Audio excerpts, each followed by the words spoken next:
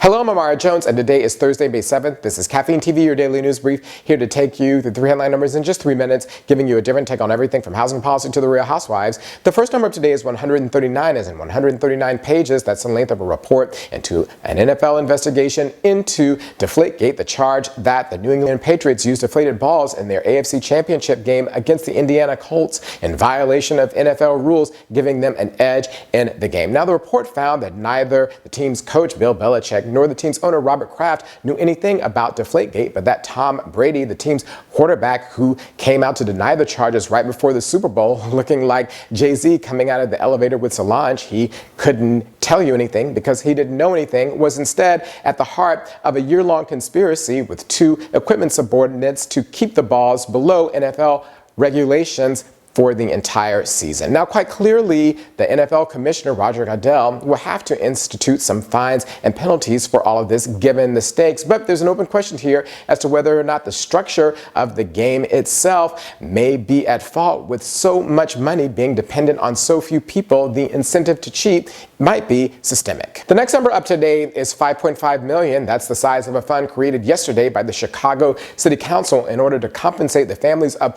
black men routinely picked up by the Chicago Police Department and tortured by a rogue unit in that department called the Midnight Crew throughout the 1970s and 80s. It's laid out in today's Guardian. Now, the Midnight Crew was led by a detective, Jon Burge, and they would regularly go through black communities, pick up black men, and torture them in order to extract false confessions using things like electric shocks, beatings, and holding fake mock executions. Now, Jon Burge was never convicted of torture, but he was convicted about lying to the authorities about it all. He spent 4 years behind bars, but these revelations come against the backdrop of another revelation recently by the Guardian as well, of a place called Honman Square, used by the Chicago Police Department right now to hold people without charging them for 36 hours, where they too are routinely de facto tortured. Well, all of this just goes to underscore the fact that the way that America polices itself has to be changed root and branch. The last number of today is 13, as in $13 billion. That's how much Whole Foods earns each year by selling y'all organic